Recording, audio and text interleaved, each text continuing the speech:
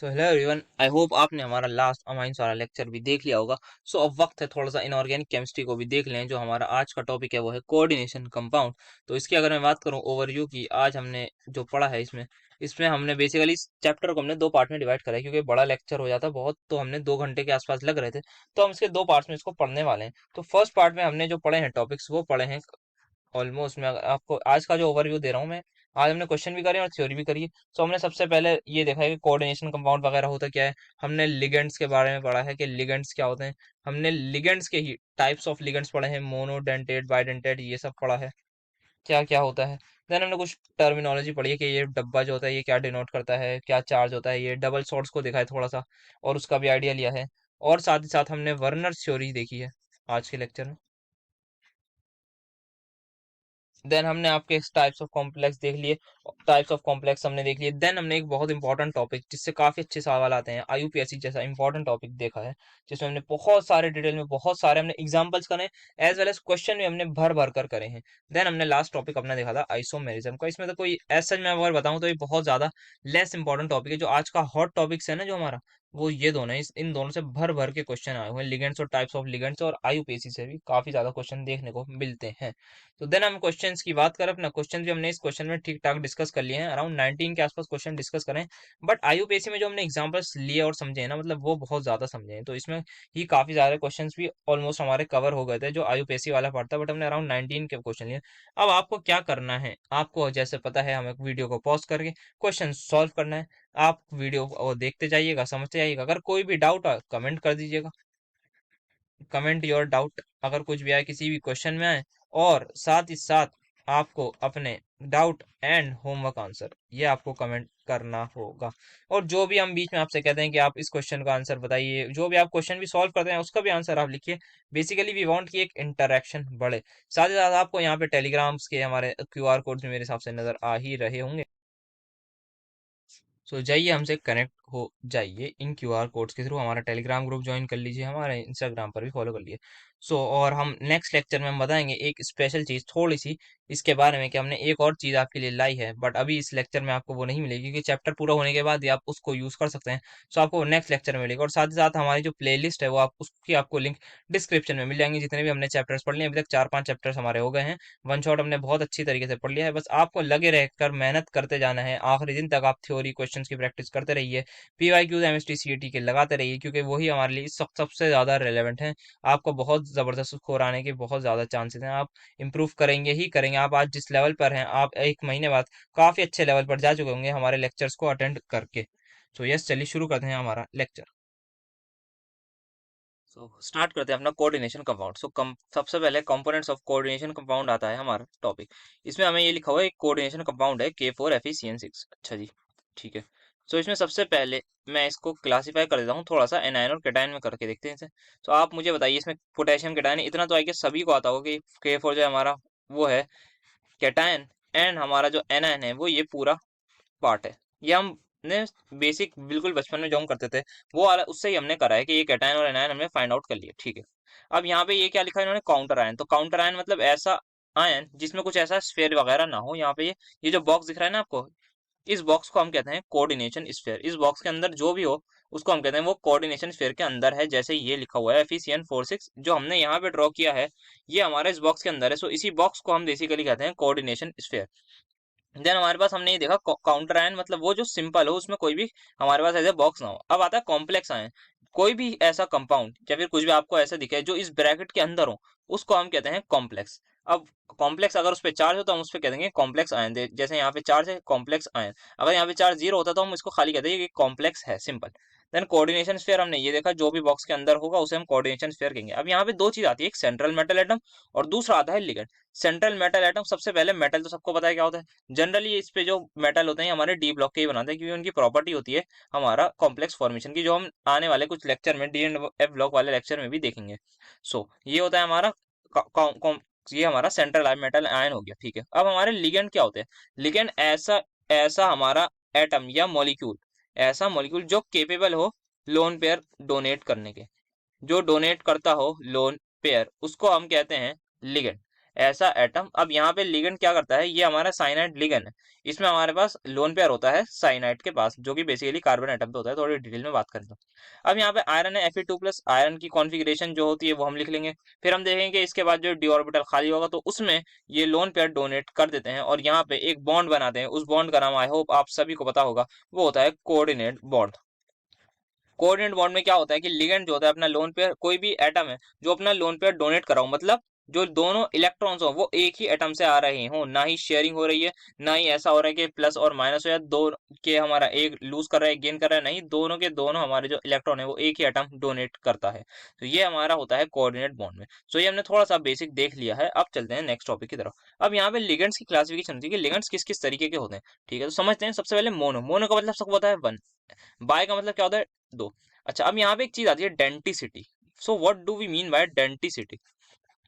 Denticity, शायद मैं spelling पता नहीं, शायद यही होगी डेंटिसिटी। हमारी डेंटिसिटी क्या होती है, वो ये होती है कि एक लिगेंड कितने लोन पेयर डोनेट कर सकता है, number of lone pair can be donated bye a ligand, इसको हम कहते हैं डोनेटेड। तो ये हो गई डेंटिसिटी। अब अगर कोई लिगेंड सिर्फ एक लोन पेयर डोनेट कर सकता है तो हम उसको कह देंगे मोनोडेंटेड। अगर कोई लिगेंड दो दो लोन पेयर डोनेट करता है तो हम उसको कहते हैं बाइडेंटेड। और अगर कोई भी लिगेंड जिसमें तीन एटम हो या एक दो से ज्यादा हो तो हम उसको कहते हैं पॉलीडेंटेड। अगर मैं इसको थोड़ा सा और अच्छे तरीके से समझाऊं, एक बात और ध्यान रखनी है कि अगर कोई एक लिगेंड है, उसमें डिपेंड करेगा कितने नंबर ऑफ एटम्स हो। एक लिगेंड है, जैसे कि मैं लेता हूँ वाटर H2O, इसमें ऑक्सीजन के बाद वी ऑल नो दो लोन पेयर है, बट एक atom, one atom can donate only one lone pair. ये आपको ध्यान रखना है। क्यों? क्योंकि भाई अगर किसी ने एक लोन पेयर दे दिया मतलब उस पे इलेक्ट्रॉन कम हो गए, अब वो क्यों चाहेगा कि और इलेक्ट्रॉन कम करे? ऐसा तो कोई नहीं चाहेगा कि भाई एक तो पहले वो गरीब हो गया फिर और उसको हम गरीब कर दें, तो ऐसा तो नहीं होगा। सो एक एटम जो है वो एक ही लोन पेयर डोनेट करेगा, मतलब मोनोडेंटेड में हमारे पास एक ही एटम होगा जो लोन पेयर डोनेट करने के लायक होगा या फिर काबिल होगा। दूसरा बाइडेंटेड मतलब दो डोनर एटम्स होंगे, दो लोन पेयर डोनेट होंगे। जैसे एग्जाम्पल में इथाइलिन डायमीन लिखा हुआ है यहाँ पे, ये इसका स्ट्रक्चर है। Ethylene is for this, diamine is for दो अमाइन। यहाँ पे दोनों नाइट्रोजन अपने लोन पेयर डोनेट कर सकते हैं। देन यहाँ पे आता है ऑक्सलेट आयन, कहते हैं इसको ऑक्सलेट आयन, C2O4 2-। यहाँ पे ये दोनों ऑक्सीजन अपना लोन पेयर डोनेट कर देते हैं। और यहाँ पे जो बायोडेंटेड होते हैं इनमें एक खास बात ये होती है कि यहाँ पे मैं मान लेता हूँ एक मेटल है एम पॉजिटिव, ऐसे ही मानता हूँ, ये अपना कोऑर्डिनेट बॉन्ड बनाएगा, ये यहाँ से कोऑर्डिनेट बॉन्ड बनाएगा, मतलब लोन पेयर डोनेट करेगा। अब आप यहाँ पे देखेंगे एक रिंग बन गई, कितने मेंबर, 1 2 3 4 5। सो 5 मेंबर रिंग आप मुझे बताइए स्टेबल होती है unstable? We all know 5 member ring is stable. So यहाँ पे जो होता है एक बेनिफिट ये आता है कि यहाँ पे एक हो जाता है रिंग फॉर्मेशन, जिसको we can also say chelation. Chelation, 5 member ring formation हो गया है यहाँ पे, जिसको हम कहते हैं। सिमिलरली यहाँ पे भी अगर मैं देखूँ कोई सेंट्रल मेटल एटम होगा, उसको ये अपना लोन पेयर डोनेट करेंगे, सो यहाँ पे भी ये हमारा चिलेशन कराएगा। तो चिलेशन से क्या होता है, एक्सट्रीम स्टेबिलिटी आती है, एडिशनल स्टेबिलिटी आ जाती है। ये हमारा कुछ हमारे हो गए बाइडेंटेट के बारे में। अब आते हैं हेक्साडेंटेट होता है कुछ जो हमारे काम के जनरली, वैसे हमारे पास ट्राइडेंटेट भी कुछ कुछ होते हैं, हमारे पास चार वाले भी होते हैं, that is I guess quarter dentate उन्हें कहते हैं। बट बात करते हैं एक्सडेंटेट, ये बहुत इंपॉर्टेंट है, PYQ में आया भी हुआ है, EDTA4-। इसका नाम है सबसे पहले इथाइलिन डायमीन टेट्रा एसीटेटो। सबसे पहले बनाने की कोशिश कर लेते हैं इसी को। इथाइलिन के लिए वो कहना है राइट, CH2 ठीक है। इथाइलिन, अब क्या है मेरे पास, डायमीन। डायमीन का मतलब दो अमाइन ग्रुप है, ठीक है, मेरे पास ये होंगे इथाइलिन डायमीन। सो मैंने पहले जैसा बना दिया। अब इन्होंने कहा है टेट्रा एसीटेटो, मतलब चार एसीटेट होंगे, तो मैं दोनों हाइड्रोजन सबसे पहले तो हटाऊंगा और मुझे क्या लगाना है, एसीटेट ग्रुप। कितने एसीटेट, चार। एसीटेट क्या होता है, this is acetate, this is the acetate मेरा। सिमिलरली यहाँ पर भी मेरे पास यही हो जाएगा, मैं ऐसे ही बना रहा हूँ थोड़ा सा रफ डायग्राम, आपको बस बताना है कि एक्चुअल में क्या होता है। अब यहाँ पे बात मैं आपसे पूछूं डेंटिसिटी किस क्या होगी, तो डेंटिसिटी का मतलब क्या होता है, कितने लोन पेयर डोनेट होंगे या फिर कितने एटम्स केपेबल होंगे लोन पेयर डोनेट करने के। सो यहाँ पे वी कैन ऑल्सो सी, ये डोनेट करता है, ये डोनेट करेगा जिसपे चार्ज होगा क्योंकि इसके पास पहले से ज्यादा है ना। ये साथ ही साथ नाइट्रोजन भी हमारा डोनेट करता है। सो आप देख सकते हैं यहाँ पे 6 डोनर एटम्स होंगे। सो इसकी जो डेंटिसिटी हुई वो क्या हो जाएगी, 6 हो जाएगी। 6 डोनर एटम से। सो ये एक PYQ में भी आपका आया हुआ क्वेश्चन है, अभी हम थोड़ी देर में ही देखेंगे। सो अब ये हमने देख लिया। अब नेक्स्ट आता है हमारे पास एम्बिडेंटेट। अब एम्बिडेंटेट में ये होता है कि वो जो है बेसिकली होते बाइडेंटेट है, मत लेकिन काम यूनिडेंटेट मोनोडेंटेट करते हैं। इसका मतलब क्या हुआ, इसका मतलब ये हुआ अगर वो होते बाइडेंटेट है मतलब उनके पास दो डोनर एटम्स होते हैं, इनके पास दो डोनर एटम्स होते हैं बट एक ही लोन पेयर डोनेट करता है। जैसे कि SCN माइनस, जैसे कि EMI, NCS नेगेटिव। ऐसा इसका रीजन अगर मैं बताऊं तो ये बताऊं, यहाँ पे जो है ना जनरली 3 मेंबर या 4 मेंबर रिंग बनती है। 3 मेंबर या 4 मेंबर रिंग बनती है। आप जब करके देखेंगे, खुद भी आप करेंगे ना कुछ, तो आप करिएगा, और ये 3 मेंबर या 4 मेंबर रिंग बनती है, तो आपको उसके बाद वो होता है कि 3 मेंबर 4 मेंबर रिंग बनी, जो कि होती है हमारी अनस्टेबल, जिसकी वजह से ये एम्बिडेंटेड लिगेंड कहलाते हैं। सो हमने पूरी लिगेंड्स के बारे में पढ़ ली। आई होप यहाँ तक आपको समझ में आया होगा। अगर कोई भी, अगर आपको अभी तक कोई डाउट है तो प्लीज कमेंट्स में आप हमसे पूछिए। हाँ, आपसे इंटरेक्शन से आपका डाउट भी क्लियर करने की कोशिश करेंगे। सो अब चलते हैं अपने थोड़े से नेक्स्ट टॉपिक की तरफ, जो कि हमारा कुछ टर्म्स आती हैं या इन कोऑर्डिनेशन केमिस्ट्री। सबसे पहले चेंज नंबर। ये चेंज नंबर आई गेस मे भी हो सकता है स्टूडेंट, पर कोई बात नहीं, let's say the net charge residing on the complex. Charge number भी हो सकता है। अब कॉम्प्लेक्स क्या होता है, मैंने बताया, जो ऐसा होता है इसके अंदर कुछ भी हो सकता है। जो हमने पहले देखा था वो देखा था FeCN6 4 माइनस, ये हमने देखा था। इसका अगर मैं पूछूं चेंज नंबर क्या है, या फिर इस पे जो नेट चार्ज है वो क्या है, सो आप कह देंगे 4 माइनस है। वैसे यहाँ पे इन्होंने एक एग्जाम्पल ले रखा है दूसरा, इसमें है 3 माइनस। ये 3 माइनस है, ये 4 माइनस है, बाकी सब कुछ सेम है, क्योंकि यहाँ आयरन की ऑक्सीडेशन स्टेट अलग है।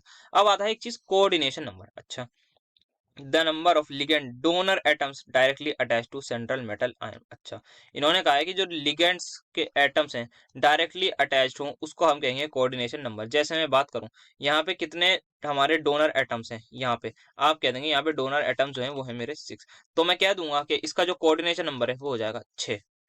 सिमिलरली अब मैं एग्जांपल अगर लूं, यहाँ पे अगर कोई कंपाउंड, एक ऐसे ही हाइपोथेटिकल कॉम्प्लेक्स बना रहा हूँ मैं, Fe ले लिया मैंने, EDTA एक ही ले लेता हूँ, एक हाइपोथेटिकल ले लेता हूँ, चलिए इसको मैं 2 कर देता हूँ। हाइपोथेटिकली हमें नहीं पता क्या है, यहाँ पे कुछ भी चार्ज ऐसे ही ले रहा हूँ अपने पास से, मुझे कुछ नहीं पता है सही है या गलत है। अब मैंने ये ले लिया। अब मैं आपसे पूछ रहा हूँ, इसमें बताइए मुझे कि इसका कोऑर्डिनेशन नंबर क्या है। इसका कोऑर्डिनेशन नंबर क्या है, सो आप कैसे बताएंगे, आप देखेंगे कि इसमें कितने डोनर एटम है। सो EDTA में हमारे पास कितने डोनर एटम्स होते हैं, सो हमारे पास एक EDTA में 6 डोनर एटम्स होते हैं। और यहाँ पे कितने EDTA है, यहाँ पर 2 EDT हैं, तो यहाँ पे 12 डोनर एटम्स हो जाएंगे। सो इसका कोऑर्डिनेशन नंबर 12 हो जाएगा। बिल्कुल हाइपोथेटिकल एग्जांपल है, इसका वास्तविकता से कोई लेना देना नहीं है, पहले मैं आपको ये क्लियर कर दूं। सिर्फ और सिर्फ समझाने के लिए मैंने एग्जांपल दिया है, एक हाइपोथेटिकल एग्जांपल है कि कैसे कोऑर्डिनेशन नंबर हम देखते हैं। सिमिलरली अगर मैं एक कॉम्प्लेक्स और लूं, जिसमें ऐसे ही लेट सपोज इस बार कोबाल्ट का ले लेते हैं, ऐसे चलिए कोबाल्ट ले लिया मैंने, इथाइलिन डायमीन को वी राइट EN के, ये आपको ध्यान रखना है, आपको शायद कहीं ना कहीं मिल जाएगा कि ये जो इथाइलिन डायमीन है इसको वी राइट EN के नाम से, सिर्फ शॉर्ट फॉर्म में। वैसे ही ये जो C2O4 है, ये ऑक्सालेट है, इसको वी राइट OX के नाम से, कहीं ना कहीं मिल सकता है आपको जरूर, शायद PYQ में भी होगा। सो मैं ऐसे ही लिख रहा हूँ, CO वो ऐसे चार्ज लगा देता हूँ हाइपोथेटिकली 2+, ठीक है। अब इथाइल इंडाइमीन में कितने डोनर एटम्स होते हैं, एक में होते हैं 2, तो 3 होंगे तो कितने हो जाएंगे, तो हो जाएंगे 6, तो इसका कोऑर्डिनेशन नंबर क्या आ जाएगा, ये आ जाएगा 6। सो आई होप आपको कोऑर्डिनेशन नंबर अच्छे से समझ आया होगा। अब चलते हैं ऑक्सीडेशन स्टेट की तरफ।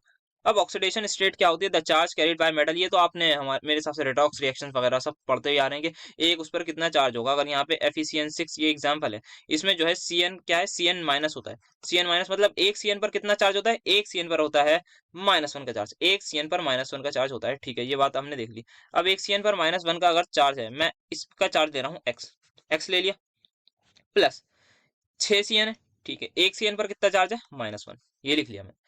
टोटल चार्ज कितना दिख रहा है आपको, -4 दिख रहा है, ठीक है। अब x की वैल्यू जो आएगी वो यहाँ से आएगी +2। अगर नहीं समझ में आया तो कोई बात नहीं, एक बार और समझाते हैं इस वाले एग्जांपल से। ये है मैंने कोबाल्ट EN लिया है, ठीक है, COEN।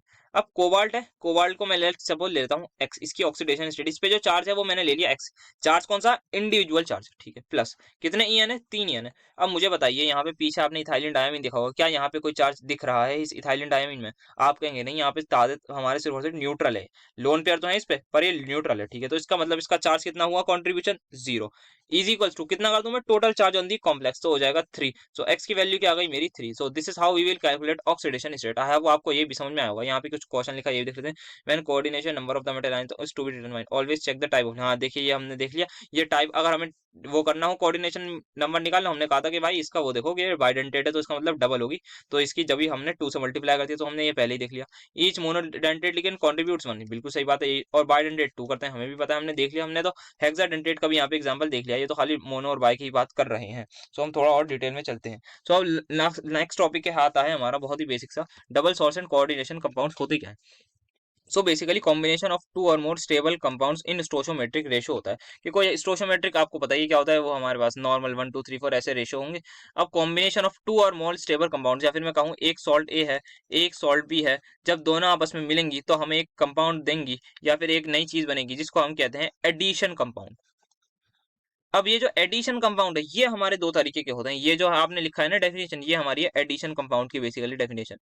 अब एडिशन कंपाउंड हमारे दो तरीके के होते हैं, एक होते हैं डबल सॉल्ट, दूसरे होते हैं कोऑर्डिनेशन कंपाउंड। अब इनमें क्या डिफरेंस होता है वो जल्दी से देख लेते हैं। सो डबल सॉल्ट जो होती है हमारी वो डिसोशिएट हो जाती है वाटर में, मतलब क्या है, और ये हमारी नहीं होती। अच्छा इसको समझ लेते हैं अच्छे तरीके से। मान लेते हैं एक सॉल्ट है मेरे पास, ऐसे ही हाइपोथेटिकल सॉल्ट ले लेता हूँ मैं, ABCD करके कुछ, मैंने वाटर में डाला इसे।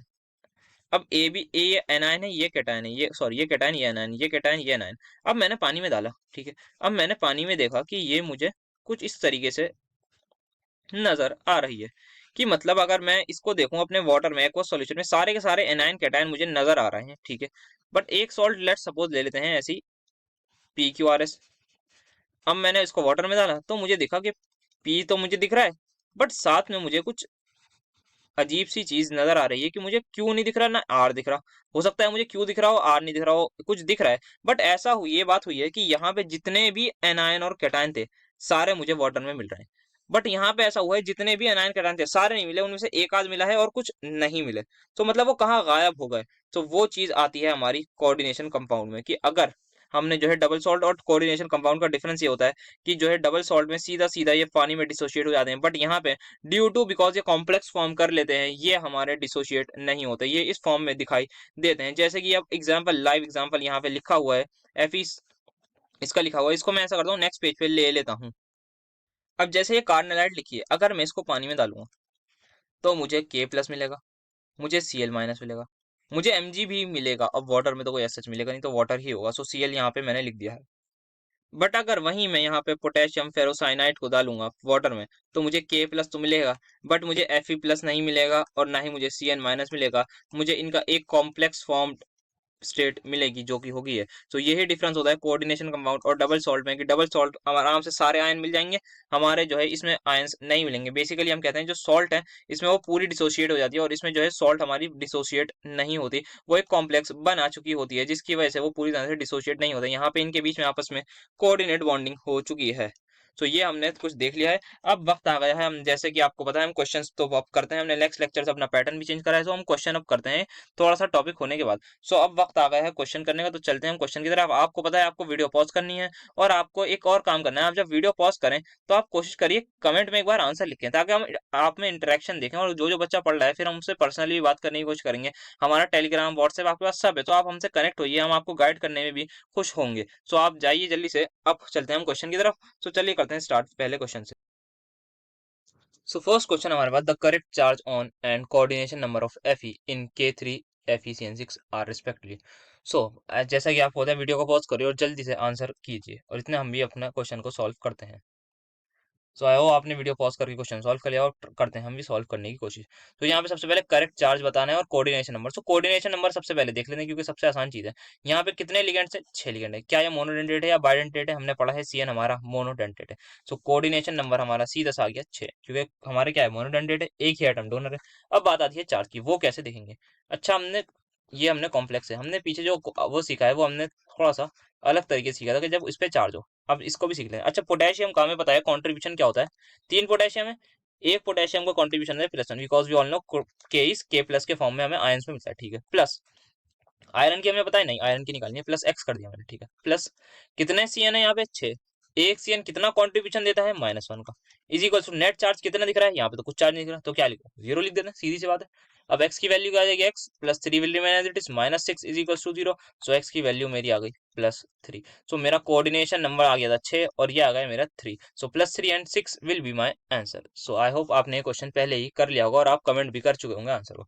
नेक्स्ट क्वेश्चन आता है, what is the oxidation state of gold in this. अच्छा हमें गोल्ड की ऑक्सीडेशन स्टेट बतानी है, ठीक है। इस टाइप के क्वेश्चन तो हमने अभी कुछ टाइम पहले ही देखे थे कि हमने यहाँ पे हुआ है। सो अब लेट सपोज वही, इसको मैं ले लेता हूँ x, इसको मैंने ले लिया x, सॉरी इसको मैंने ले लिया x। क्या है, गोल्ड की मैंने ले ली x ले ली, ठीक है। प्लस कितने क्लोरीन है, 4। एक क्लोरीन कितना देता है, वी ऑल नो क्लोरीन है Cl- एग्जिस्ट करता है, -1 इज इक्वल टू कितना चार्ज दिख रहा है, नेट चार्ज -1। एक्स की वैल्यू क्या आ जाएगी मेरी, -1 +4 दैट इज इक्वल टू +3। तो मेरा आंसर हो जाएगा बी। आई होप आपने ये भी क्वेश्चन सॉल्व कर लिया होगा। अब नेक्स्ट क्वेश्चन जो आता है हमारा, इसमें पूछा है ऑक्सीडेशन स्टेट ऑफ क्रोमियम की। अच्छा ये भी देख लेते हैं, K3 Cr C2O4 3, ठीक है। अब इसमें कैसे करना है, एक पोटेशियम का क्या कॉन्ट्रीब्यूशन है, एक पोटेशियम का कॉन्ट्रीब्यूशन हमें पता है +1 है, तो 3 का 3 इंटू +1, प्लस क्रोमियम की क्या लो, एक्स ले दो, ठीक है, प्लस कितने ऑक्सलेट हैं, 3, एक ऑक्सलेट कितना कंट्रीब्यूट करता है, we all know C2O4, T2 minus में एग्जिस्ट करता है, तो -2 आ गया, इज इक्वल टू कितना नेट चार्ज है, 0, तो एक्स की वैल्यू मेरी यहाँ से भी आ जाएगी +3। सो आई होप आपसे ये क्वेश्चन भी सॉल्व हो गया होगा, सो और आपने कमेंट भी कर दिया होगा। अब आता है नेक्स्ट क्वेश्चन, अब नेक्स्ट क्वेश्चन आता है what is the oxidation state and coordination number of platinum. ये मैं आपको कहूँ तो आप ये, अब हमने इतने क्वेश्चन कर लिए तो आपका ये होमवर्क है, आप इसको जल्दी से कमेंट कर दीजिए, इसका आंसर देखते हैं कौन सबसे पहले कमेंट करेगा, कमेंट योर आंसर, ठीक है। तो अब चलते, हम आपको करेक्ट आंसर कमेंट में भी बता देंगे, जब आप अपना कमेंट करेंगे तो हम आपको आंसर करेक्ट बता देंगे कि है या नहीं, ठीक है। अब यहाँ पे आया identify the number of donor groups present in EDTA. अच्छा, ईडीटीए में कितने नंबर ऑफ डोनर ग्रुप्स होते हैं, ईडीटीए क्या होता है हमने देखा है, तो मैं कहूँ ये भी आपको मैं होमवर्क ही दे देता हूँ, इसका बहुत ही आसान आंसर होगा, सो इसका भी आपको कमेंट कर दीजिएगा आंसर, ठीक है, क्योंकि बहुत ईजी क्वेश्चन है, इसमें आप क्या कराएं, चलो।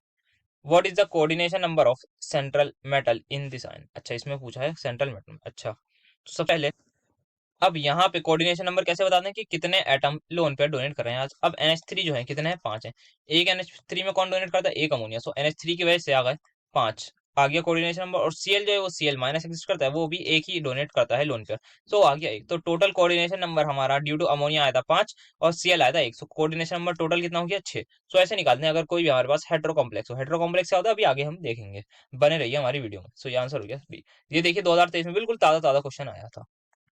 नेक्स्ट क्वेश्चन आता है विच of the following species is not a monodentate, ठीक है, कौन इनमें से मोनोडेंटेट नहीं है, जिसका मतलब क्या है कि एक जो हमारा एक लोन पे डोनेट नहीं करता, हमें वैसे मुझे लगता है आपको आंसर दिख गया होगा, फिर भी देख लेते हैं। यहाँ पे ओ ये डोनेट करेगा, यहाँ पे CN में कार्बन डोनेट करता है, यहाँ क्लोरीन डोनेट करता है, यहाँ पे ये नाइट्रोजन डोनेट करेगा और ये नाइट्रोजन भी डोनेट करेगा, सो ये हमारा क्या हो गया, बायडेंटेट, तो क्या नहीं हुआ, मोनोडेंटेट नहीं हुआ, तो क्या हो गया, आंसर हो गया हमारा, that is option number B.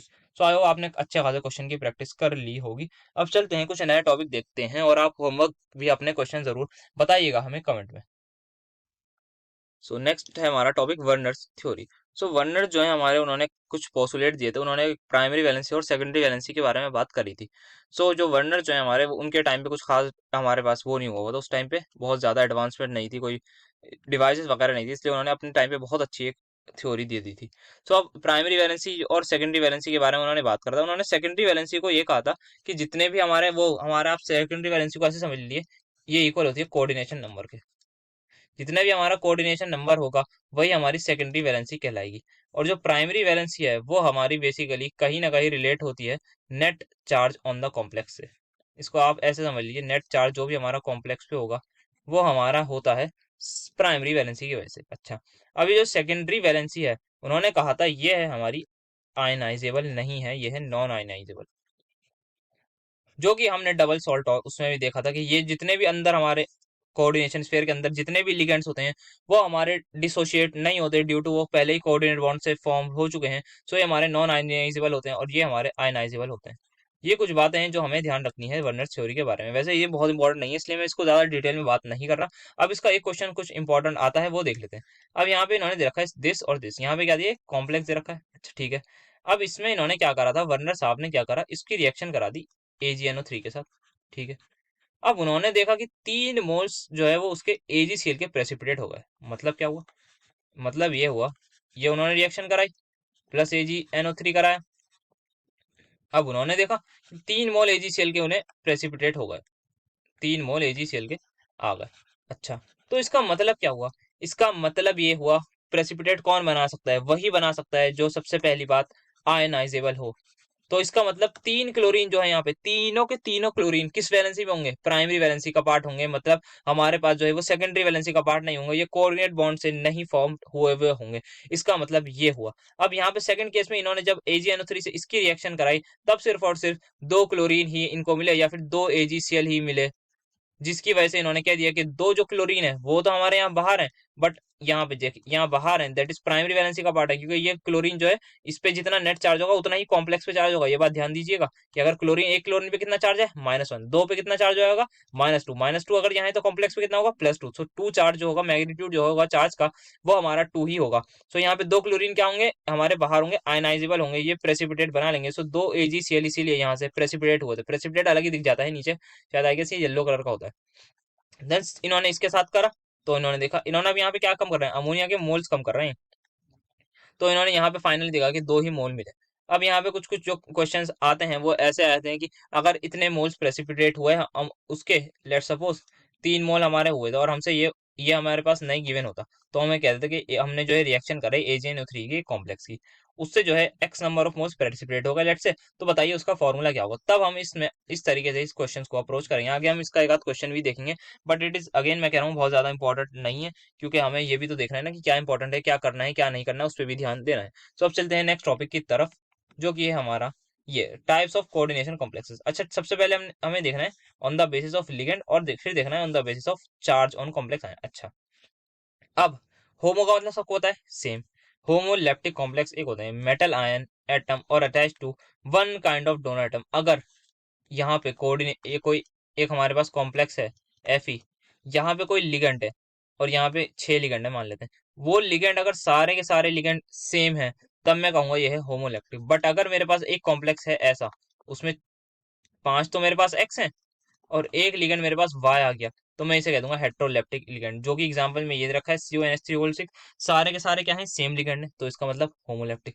अगर एक भी अलग हो गया तो कह दूंगा मैं हेट्रोलैप्टिक कॉम्प्लेक्स इसे कहलाएगा। ठीक है, नेक्स्ट आता है on the basis of charge. अगर चार्ज कुछ दिख रहा हो, चार्ज हमें आंखों से ही दिख जाता है, या फिर दूसरा तरीका मैं अभी आपको बताता हूँ, ये हमें चार्ज, अगर ये कुछ चार्ज है इस पे, तो मैं कह दूंगा ये कैटायनिक है। प्लस चार्ज हुआ तो पॉजिटिव चार्ज हुआ तो कैटायनिक। न्यूट्रल मतलब कोई भी चार्ज नहीं हुआ, यहाँ पे देखिए इन्होंने एग्जाम्पल थोड़ा सा उलट पुलट कर रखा है। अच्छा, यहाँ पे न्यूट्रल नहीं, यहाँ पे ये एनायनिक आएगा। इनकी मिस प्रिंटिंग हमने पकड़ ली, जैसे हमसे गलती होती है इनसे भी हो गई, कोई बात नहीं, होता रहता है। तो अब इन्होंने एनायनिक एनायनिक कॉम्प्लेक्स हुआ ये, अ coordination compound having negatively charge, जिस पे भी नेगेटिव चार्ज हुआ उसको हम कह देंगे एनायनिक, और न्यूट्रल आ गया जिसपे कोई भी चार्ज नहीं होगा। अब यहाँ पे मैं बताऊं, जैसे लेट सपोज ये ZnNH3 है, इसको हम दूसरी तरीके से ऐसे भी लिख सकते हैं कि वी ऑल नो क्लोरीन पे कितना चार्ज होता है -1, तो 2 क्लोरीन चाहिए होंगे। या फिर ऐसे ही मैं लिख रहा हूँ हाइपोथेटिकली बताने के लिए कि ये कैटायनिक ही रहेगा, या तो ऐसे लिख दिया, या फिर दूसरा सल्फेट को जानते हैं हम SO4, उस पर 2 - होता है, ऐसे ऐसे भी लिखा। हम जब इसको ब्रेक डाउन करेंगे तो हम देखेंगे कि इस पे जो है 2+ ही आएगा, इस पे 2- आएगा, यहाँ भी 2- आएगा, यहाँ भी 2+ आएगा। सो ये हमारा अल्टीमेटली क्या हो जाएगा, कैटायनिक कॉम्प्लेक्स हो जाएगा। सिमिलरली एनायनिक में भी हम कर सकते हैं, यहाँ पे मैं अगर 3 पोटेशियम लगा दूंगा या फिर कोई सा भी मेटल में लगा दूंगा, तो हमारा ये एनायनिक ही रहेगा। बट हमें ये ध्यान रखना है कि चार्ज का ध्यान रखना है थोड़ा बहुत। और न्यूट्रल में ऐसा कोई हमारा पास बॉन्डिंग ही नहीं होगी, आयनिक बॉन्डिंग ही नहीं होगी, क्योंकि इसमें कोई भी हमारे पास वो नहीं होगा, चार्ज ही नहीं होगा, तो बॉन्डिंग कैसे होगी, इसलिए ये न्यूट्रल है। सो अब आपको ये समझ में आएगा। अब दोबारा से चलते हैं, थोड़े बहुत क्वेश्चन इस टॉपिक के भी देख लेते हैं, और आपको वही काम है, वीडियो पॉज करिएगा और ट्राई करिएगा कि आप अपना आंसर कमेंट बॉक्स में लिख दें। तो चलते हैं अपना फर्स्ट क्वेश्चन की तरफ। सो फर्स्ट क्वेश्चन हमने वर्नर्स थ्योरी से ही लिया है, तो आप वीडियो को पॉज करिए, जल्दी से अपना कमेंट करके आंसर बताइएगा। इट इज थोड़ा सा अच्छा क्वेश्चन है।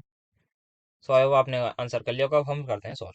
विच of the following statement is correct according to Werner's theory when excess AgNO3 is treated with COCl3 this precipitating 3 moles of AgCl। हमने क्या करा है, इसको लिया, एक्सेस में AgNO3 ले लिया, उसकी रिएक्शन इससे करा दी। अब हमने देखा हमें क्या मिल रहा है, हमें 3 मोल AgCl के मिल रहे हैं। सबसे पहले ये क्या बात बताता है कि अगर 3 मोल मुझे AgCl के मिल रहे हैं, so what does it donate, it donates कि मेरे जो 3 के 3 Cl- आयन है वो मेरी प्राइमरी वैलेंसी में है, या फिर मेरे कोऑर्डिनेशन स्फीयर के बाहर। सबसे पहली बात मुझे ये पता लगी। तो इसका मतलब अगर ये प्राइमरी वैलेंसी में या कोऑर्डिनेशन स्फीयर के बाहर है, जो कितने अमोनिया है यहाँ पे, 6 अमोनिया, 6 के 6 अमोनिया क्या होंगे हमारे सेकेंडरी वैलेंसी में होंगे, या फिर कोवलेंट बॉन्ड से कोवलेंट बॉन्ड के थ्रू बॉन्ड फॉर्मेशन हुआ होगा, या फिर कोऑर्डिनेशन स्फीयर में होंगे। क्या यही बात है इसकी, 6 के 6 किसमें, कोऑर्डिनेशन स्फीयर में, और सारे के सारे क्लोरीन बाहर है। तो देखते हैं ऑप्शन की तरफ। 5 ammonia and 1 Cl atom are in coordination, नहीं जी ये तो बिल्कुल गलत है, सारे के सारे हमारे जो है कोऑर्डिनेशन से में। 3 Cl atoms are in ionization, yes ये मुझे सही बात लग रही है बिल्कुल। अभी आगे भी देख लेते हैं। 2 Cl atoms and 4 are in, नहीं नहीं नहीं, सारे के सारे ही हमने देखा है, 4 नहीं, ये सारे के सारे 6 होता तब आंसर सही होता है। 2 Cl atoms are in coordination, नहीं Cl एटम्स तो है ही नहीं कोऑर्डिनेशन स्फीयर में। अब इन्होंने लिखा है 3 Cl atoms are in ionization sphere, ionization sphere का मतलब वो, एक बार मैं समझा ही देता हूँ। आयनाइजेशन का मतलब क्या, मतलब कोई भी चीज आयनाइज हो पाएगी। आयनाइजेशन स्फीयर हमारा यही, इसको आप समझ लीजिए, ये हमारा कोऑर्डिनेशन स्फीयर होता है, और जो कोऑर्डिनेशन स्फीयर के अलावा हो गया वो मेरा हो गया आयनाइजेशन स्फीयर। तो ये मेरा आयनाइजेशन स्फीयर है। वैसे हमने इसको उससे भी कर लिया था, अपने हिडन ट्रायल मेथड से हमने तीन ऑप्शंस को एलिमिनेट कर दिया था। सो हमारा आंसर हो जाएगा बी ऑप्शन। बढ़ते हैं नेक्स्ट क्वेश्चन की तरफ। आई होप आपने इसको पहले सॉल्व करने की कोशिश करी होगी। नेक्स्ट आता है विच of the following is a neutral complex. अच्छा न्यूट्रल कॉम्प्लेक्स बताना है, ये है, इस पे कुछ चार्ज दिख रहा है, नहीं इस पे नहीं दिख रहा। इस पे कुछ चार्ज है, यस है, बताइए क्या चार्ज होगा इस पे। इस पे आ जाएगा +3। कैसे आएगा, यहाँ पे ये Cl पे 3 माइनस होगा तो इस पे +3 आएगा। देन यहाँ पे क्या आएगा, यहाँ पे 4 माइनस आएगा, क्यों, क्योंकि यहाँ 4 प्लस है पोटेशियम पे, तो उस पे माइनस आएगा। सिमिलरली यहाँ पे 2 माइनस है तो यहाँ पे 2 प्लस आएगा। सो ये हमने चार्जेस निकाले, ये क्या हो गया, कैटायनिक, ये एनायनिक, ये एनायनिक, ये आ गया हमारा न्यूट्रल। इसमें ना ही कोई हमारे पास पीछे हमारे पास ऐसे कोई जैसे Fe लगा हुआ है यहाँ पे, ना यहाँ है, यहाँ आगे कोई है, तो यहाँ पे ये न्यूट्रल है, इस पे कोई चार्ज नहीं है। सो यही आंसर हो जाएगा। Next question again neutral complex पूछा है, सो ये मैं आपको दे देता हूँ फिर से होमवर्क। तो ये आप करके ट्राई करिए और हमें आंसर अपना कमेंट में जरूर बताइएगा। वैसे मेरे हिसाब से आपको आंसर दिख गया होगा, क्योंकि ऑलमोस्ट सेम ही क्वेश्चन रिपीट हुआ है। तो नेक्स्ट क्वेश्चन अब हमारा पूछा है which from the following complexes is heteroleptic. So homoleptic और हेट्रोलेप्टिक हमने पढ़े थे। होमो मतलब सेम लिगेंड होने चाहिए, हेट्रो मतलब अलग होने चाहिए। सो ये इसमें हमने कोऑर्डिनेशन स्फीयर में देखना है, कुछ आगे पीछे नहीं देखना। आयनाइजेशन स्फीयर में कि पोटेशियम आ गया तो हम कहते हैं कि अलग हो गया, कुछ नहीं, सिर्फ और सिर्फ लिगेंड पे ध्यान देना है। सो तीनों लिगेंड सेम है, ये हमारा होम हो गया, ये हमारा होम हो गया, ये हमारा क्या होगा, एल्यूमिनियम के साथ क्या है 6 फ्लोरीन है, ये भी हमारा होम होगा। बट यहाँ पे आप कोऑर्डिनेशन स्फीयर में देखेंगे 5 अमोनिया है, एक H2 है, मतलब एक भी अलग हो गया तो वो हो जाएगा हेट्रो। सो हमारा आंसर हो जाएगा डी ऑप्शन। अब नेक्स्ट क्वेश्चन हमारे पास है विच of the following complexes is a heteroleptic complex, heteroleptic and cationic. अच्छा दो चीजें हमें बतानी है। सो थोड़ा सा इन्होंने दो कंसेप्ट को रिलेट करा है, ठीक है, तो देखते हैं। तो सबसे पहले हमें यहाँ पे देखते हैं डी ऑप्शन। यहाँ पे सबसे पहले न्यूट्रल को हटा देते हैं। ये क्या है, कॉम्प्लेक्स है, ये न्यूट्रल कॉम्प्लेक्स है, क्यों, क्योंकि चार्ज क्या है 0। तो ये हटा दें, क्यों, क्योंकि यहाँ पे ना पोटेशियम है ना आगे कुछ लगा हुआ है, तो इस पे चार्ज 0 है। सिमिलरली इस पे भी चार्ज 0 है, सो ये दोनों हमारे न्यूट्रल होगा। सो इनको हम कर देते हैं एलिमिनेट। अब डी ऑप्शन में हमारे पास क्या है, ये कैसा कॉम्प्लेक्स है, ये हमारा वीकेंसी या डायरेक्टली लिख देता हूँ, इस पे 4 प्लस आएगा तो इस पे 4 माइनस आएगा, तो ये हो गया हमारा एनायनिक कॉम्प्लेक्स। तो हमारा एक ही आंसर बचा जो हम उसको टिक कर देते हैं, ऑप्शन ए हो जाएगा। कैसे हुआ, हेट्रोलेप्टिक भी है, यस है, क्योंकि 4 अमोनिया है और 2 Cl है।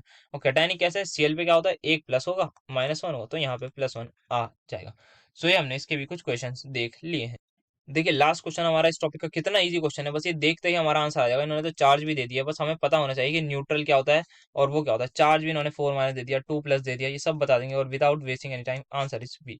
सो आपने मेरे हिसाब से पॉज करके करा होगा और आपको क्वेश्चंस करने में मजा भी आ रहा होगा। अगर कोई भी डाउट हुआ है आपको अभी तक, तो आप हमें कमेंट करके पूछ सकते हैं, we will let you know about your doubt. So अब हमारा नेक्स्ट टॉपिक है वो है IUPAC nomenclature of coordination compound. उससे पहले हमें नाम पता होना चाहिए कि हम जो लिगेंड्स के नाम कैसे लिखते हैं। तो यहाँ पे कुछ नेम्स ऑफ कॉमन लिगेंड्स लिखे हुए हैं, जैसे कि वी ऑल नो हमारा जो आयनिक लिगेंड है उसको हम ब्रोमाइड कहते हैं, एंड उसका IUPAC नेम भी यूज ब्रोमो। और इसका एक और चीज मैं बता दूं, we can also use bromido. Same goes for chloro, chlorido भी, फ्लोरिडो भी, आयोडीडो भी, एंड साइनिडो भी वी विल यूज। तो दोनों नाम कहीं भी मिल सकते हैं, साइनाइड से हमने साइनिडो कर दिया इन IUPAC नेमिंग। यहाँ पे हमें लिगेंड्स पता है क्या क्या होते हैं, ये हमारा सल्फेट एक लिगेंड है, नाइट्रो एक लिगेंड है, देन हमारे पास एक न्यूट्रल लिगेंड यहाँ पे जो है, अब न्यूट्रल लिगेंड है नीचे हमारे पास, ठीक है। अब न्यूट्रल लिगेंड सबसे पहले आया अमोनिया। अमोनिया भी ऑल नो NH3 पे लोन पेयर होता है, इसका नाम हम लिखते हैं amine. Keep this in mind, बहुत ज्यादा गलती होती है, ये डबल M है ना कि सिंगल M। हमें पता है कि NH2 को हम एमीन कहते हैं, NH2 इज अमीन या फिर अमाइन ग्रुप, बट इस NH3 इज एमीन। ये कार्बन मोनोऑक्साइड को भी यूज कार्बोनाइल, ये बहुत यूज होता है। Aqua is important and ethylene diamine के लिए वी यूज दिस, और ये EN जो मैंने आपको बताया था पहले जस्ट अभी, वो यही है। देन अनायनिक लिगेंड और है यहाँ पे कार्बोनेट के लिए भी यूज कार्बोनेटो, हाइड्रोक्सीडो के लिए भी यूज हाइड्रोक्सो, देन ऑक्सालेट के लिए oxalato, nitrito for N nitrito N. ये ऐसा है कि मैंने बताया था ना, एक एम्बिडेंटेड लिगेंड का कंसेप्ट बताया था, उसमें ये होता है कि अगर ये NO2 है, इसमें हमारा नाइट्रोजन भी डोनेट कर सकता है लोन पेयर एंड ऑक्सीजन भी कर सकता है, बट इनमें से एक करेगा। रीजन मैंने बताया था कि हमारी 3 या 4 मेंबर रिंग बन जाती है। सो इसमें से जब अगर एन डोनेट कर रहा है तो हमारा नाइट्रो होगा। नाइट्रो क्या, नाइट्रीटो ओ कहते हैं हम इसे। अब जब ये होगा तो हम इसको नाइट्रीटो कह देंगे, इन्होंने यहाँ लिख रखा है वैसे, मैं बता दूं, we will also use, if we will use this then we will use nitrito and nitrito o। ऐसे भी हम यूज लिखते हैं कि जब n है तो नाइट्रीटो, ये ऐसे यहाँ लिखा हुआ है। वैसे इतना कॉम्प्लिकेटेड आता नहीं generally, but still. Then thiocyanato and isothiocyanato same. So ये हमारे कुछ नेम्स हैं लिगेंड के जो हमें पता होने चाहिए। देन नेक्स्ट हमारा इंपॉर्टेंट टॉपिक आता है मेटल का। अब मेटल का IUPAC नेम की क्या जरूरत होगी। अब एक कॉम्प्लेक्स जैसे हमने पढ़ा है, suppose let me right a complex, yes, CONH3 5Cl SO4। अब मुझे बताइए इसमें एनायन क्या है, कैटायन क्या है। वी ऑल नो ये होगा एनायन और ये होगा कैटायन, ठीक है। सो ऐसा कॉम्प्लेक्स, ये कौन सा कॉम्प्लेक्स हुआ, कैटायनिक कॉम्प्लेक्स। हमने पढ़ लिया है कि इस पे 2+ चार्ज होगा, कैसे निकाला, इस पे 2- होगा, ठीक है। अब जब भी कोई कॉम्प्लेक्स आएगा वो एनायनिक कॉम्प्लेक्स होगा, तब हम उसमें थोड़ा सा चेंजेस होगा। उसके लिए अभी आप ये चीज बस ध्यान रखिए कि जब एनायनिक कॉम्प्लेक्स होगा ना, तो एल्यूमिनियम का नाम हम एल्यूमिनेट लिखेंगे। आईयूपीएसी मतलब आपने पढ़ा होगा ऑर्गेनिक में आईयूपीएसी नेमिंग, सिंपल वैसी ही बात हो रही है। कोबाल्ट के लिए वी यूज कोबाल्टेट, एंड इसके लिए गोल्ड के लिए ऑरेट एयू, मैंगनीज के लिए मैग्नेट। ये कुछ याद रख लीजिए। अगर अभी आपको बिल्कुल एग्जैक्टली बताऊंगा कैसे अप्लाई करना है। क्रोम के लिए क्रोमेट, कोपरेट, ये वैसे इंपॉर्टेंट हमारे लिए ये है ज़्यादातर इम्पोर्टेंट। ये प्लेटिनेट भी हमारा आ जाता है, जिंकेट भी आ जाता है, और क्रोमेट। बस ये एज सच इंपॉर्टेंट नहीं है, फेरेट भी आ जाता है, बट ये इतना इंपॉर्टेंट नहीं है। But still we have to remember all. एक बार आप रीड कर लेंगे तो कोई एज सच परेशानी नहीं होगी, क्योंकि एमसीक्यू एग्जाम है। वी कैन, हम यहाँ पे इसमें आराम से अपना एलिमिनेशन मेथड अप्लाई कर सकते हैं। सो आई होप आपको अभी तक सारी चीज़ें समझ आ रही होंगी आईयूपीएससी का। अगर कोई भी डाउट है तो प्लीज़ अपना डाउट बताइए। देन हमारा अब आता है नेक्स्ट टॉपिक। तो मैं बताता हूँ आईयूपीएससी का बेसिक। सबसे पहले मेरे पास ये है केसीएल। इसका नाम आप क्या लिखते हैं, इसका नाम आप लिखते हैं पोटेशियम क्लोराइड, ठीक है। We all no. सिमिलरली अब यहाँ पे मैं कुछ लिख रहा हूँ, ये मैं लिख रहा हूँ K4।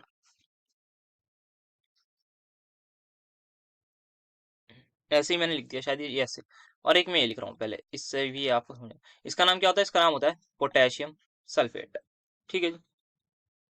अब मुझे ये बात बताइए कि यहाँ पे ये जो टू लिखा है, ये जो टू लिखा हुआ है, क्या आपने इसको माना कि ये आपने इसको डाई पोटेशियम सल्फेट लिखा, नहीं ना। हम डायरेक्ट सिंपल पोटेशियम लिखते हैं, ये तो अंडरस्टूड बात है पोटेशियम सल्फेट में। वैसे ही सिमिलरली हम यहाँ पे भी, ये K4 है, तो K4 के लिए मैं लिखूंगा सबसे पहले एनायन कैटायन का नाम पोटेशियम। ये मैंने आपको बेसिक सिखाया कि क्या है, कुछ भी हो। एंड सबसे पहले भी मैं कैटायन की बात कर रहा हूँ, पोटेशियम, ठीक है। यहाँ पे मैंने लिख दिया पोटेशियम। अब जैसे यहाँ पे सल्फेट है, वैसे ही अगर मैं एक एग्जाम्पल ले लूँ जो मैंने पहले लिया था, ये वाला। तो यहाँ इससे हमने क्या सीखा, इससे मैंने लिख दिया सबसे पहले कैटायन का नाम लिखते हैं, फिर एनायन का नाम। ये तो हम सबको पता है बचपन से ही कि एनायन और कैटायन लिखते हैं, पहले पोटेशियम फिर सल्फेट, पहले पोटेशियम फिर क्लोराइड। वैसे ही पहले पोटेशियम फिर इसका नाम लिखेंगे, वो देखेंगे अभी कैसे लिखते हैं। एक कॉम्प्लेक्स में यहाँ लिख रहा हूँ, दिस वन, ऐसा होगा। अब यहाँ पे कैटायन का नाम अभी हमने सीखा नहीं, क्योंकि कॉम्प्लेक्स में, कॉम्प्लेक्स की तो हमें नेम सीखी है। एनायन का नाम मैं लिख सकता हूँ सल्फेट, सीधा सा सल्फेट लिख दूंगा। अब मुझे यहाँ कैटायन का नाम लिखना है, और यहाँ मुझे एनायन का नाम लिखना है। अब मुझे ये सीखना है। अब सबसे पहले आपको क्या करना होगा, सबसे पहले आपको देखना होगा कितने हमारे पास नंबर ऑफ लिगेंड्स, देखिए सबसे पहले कितने हैं।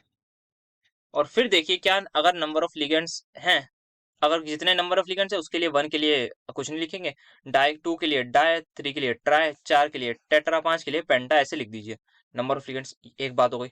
दूसरी बात, अगर नंबर ऑफ लिगेंड्स डिफरेंट है, मतलब कौन सा कॉम्प्लेक्स है, अगर हेट्रोलेप्टिक कॉम्प्लेक्स है, हेट्रोलेप्टिक यस कॉम्प्लेक्स है, तब हमारे पास लिगेंड्स अलग होंगे। तो हम जाएंगे कि पहले उस लिगेंड का नाम लिखें जिस लिगेंड का नाम अल्फाबेटिकली पहले आ रहा होगा।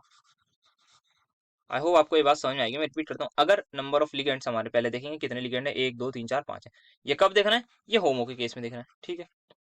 जब हेट्रो, तो पहले काम क्या होगा हमारा, पहले हम देखेंगे अल्फाबेटिकल में किसका पहले नाम होता है। अच्छा, नाम कहाँ से पता लगेंगे, ये हमने देखे हैं अभी नाम, कि यहाँ पे ये जो लिगेंड्स हैं, ये सारे लिगेंड्स के नाम, ये एमीन आ गया। अगर मेरे पास दो है, एक कंपाउंड है एक कॉम्प्लेक्स है, उसमें ये दोनों आ रहे हैं, तो पहले किसका नाम लिखूंगा मैं, एमीन का, ठीक है। अब दूसरी बात ये है, फिर हम देखेंगे नंबर ऑफ लिगेंड्स कौन कौन से। सपोज मेरे पास में अगर यहाँ पे एग्जाम्पल कुछ दिख जाए मुझे, यस ये है जैसे, इसमें मेरे पास कितने नाइट्रेटो हैं, नाइट्रो हैं, 3 नाइट्रो हैं और 3 एमीन है। अच्छा, तो ट्राई नाइट्रो है, ट्राई एमीन है। अब मैं किसका पहले नाम लिखूंगा, मैं नाइट्रेटो का लिखूंगा या एमीन का, मैं लिखूंगा एमीन का नाम पहले। तो ट्राई एमीन पहले लिख दिया सबसे पहली बात, देन ट्राई नाइट्रेटो लिखा। अच्छा, दूसरी बात यह है कि इसका नाम भी ट्राई से शुरू हो रहा है, इसका नाम भी ट्राई से शुरू हो रहा है। हमें सफिक्स, हमें प्रीफिक्स से नहीं देखना, हमें उस लिगेंड के आईयूपीएसी नेम से देखना है कि अल्फाबेटिकल अगर हमें देखना है उस लिगेंड का आईयूपीएसी नेम क्या है। हमें इस चीज से बॉदर नहीं करना कि ट्राई है टेट्रा है, इससे हमें शुरू नहीं करना, डाई बाय इससे कोई चीज शुरू नहीं करनी। हमें लिगेंड के नाम अगर वो पहले आता है अल्फाबेटिकली, जैसे एमीन में ए पहले आता है, तो हम इसका पहले लिखेंगे। देन ट्राई नाइट्रेटो उसका लिख दिया बाद में, ठीक है। अब दूसरी चीज ये हो गई, ये लिख दिया हमने, हमने यहाँ पहले अल्फाबेटिकल का, फिर हम देखेंगे नंबर ऑफ लिगेंड दोनों कितने हैं वो देख लिया। देन उसके बाद वी विल सी कि हमने लिगेंड्स का नाम लिख दिया, हेट्रोलेप्टिक में भी देख लिया कि नंबर ऑफ लिगेंड देख लिया, हमने लिगेंड का नाम लिख दिया। फिर हम लिखेंगे लिगेंड नेम, जो भी हमने पीछे देखा है वो, अगर एनायनिक होगा तो उस हिसाब से, और न्यूट्रल होगा तो उस हिसाब से, ठीक है। उसके बाद फिर लिखना है हमें सेंट्रल मेटल एटम का नाम। एंड देन उसकी ऑक्सीडेशन स्टेट ऐसे ब्रैकेट में रोमन न्यूमरल्स में, ये चीज ध्यान रखनी है। सो ठीक है, एग्जाम्पल अब मैं देखता हूँ। सबसे पहले let me have a look on this one, cationic, ये ले लेते हैं सबसे पहले, या फिर ये लेते हैं, चलिए ये वाला ठीक है। अब सबसे पहले ये है इथाइलिन डायमीन, किससे शुरू हो रहा है, ई से। ये है आइसो, या फिर आप कह लीजिए डाई थायोसाइनेटो, हाँ थायोसाइनेटो, ये थायोसाइनेटो मतलब टी से शुरू हो रहा है, ठीक है। अगर ये टी से शुरू हो रहा है तो पहले अवयव है, मैं इसका लिखूंगा, ठीक है। तो मैं क्या लिख दूं, कितने अमीन है, 2। तो अब एक और चीज यहाँ पे, अच्छा हुआ मैंने एग्जांपल ले लिया। अब मुझे बताइए इथाइलिन डायमीन में क्या डाई पहले से आ रहा है या नहीं। इथाइलिन डायमीन में ये डाई पहले से आ रहा है। अगर मैं यहाँ लिख दूं ब्रैकेट में डाई इथाइलिन डाई अमीन, तो क्या ये कुछ ना कुछ गड़बड़ सी नहीं लग रही कि 2 इथाइलिन ग्रुप 2 अमाइन ग्रुप होंगे। सो आई होप आपको समझ में आया। इसीलिए हमारे पास स्पेशल कुछ प्रीफिक्स आते हैं, जैसे कि बिस, ट्रिस और tetrakis. Bis for 2, tris for 3 and tetrakis for, अगर मेरे पास यही इथाइलिन डायमीन यहाँ पर मेरे पास 4 होते ना, तो मैं लिखता टेट्राकिस इथाइलिन डायमीन। तो आई होप आपको समझ में आया होगा, जिनके भी लिगेंड में ये नाम आता है उसमें, ठीक है। डाई या ट्राई कुछ आए ना तो हमें ऐसे आना है। तो बिस इथाइलिन डायमीन, देन अब यहाँ पे लिखूंगा डाई थायोसाइनेटो, ठीक है। देन मैंने लिख दिया नाम प्लेटिनम, अच्छा प्लेटिनम लिख दिया। एंड देन मैंने लगा दी इसकी ऑक्सीडेशन स्टेट जो निकाली, इसके न्यूट्रल है, इसकी -2 है, तो यहाँ पे +4 होना चाहिए। सो आई होप आपको ये समझ में आया होगा, नहीं आया होगा तो आप कमेंट में पूछ सकते हैं। वैसे ऑक्सीडेशन स्टेट हमने उसके काफी क्वेश्चंस भी करे हैं और देख भी लिया है।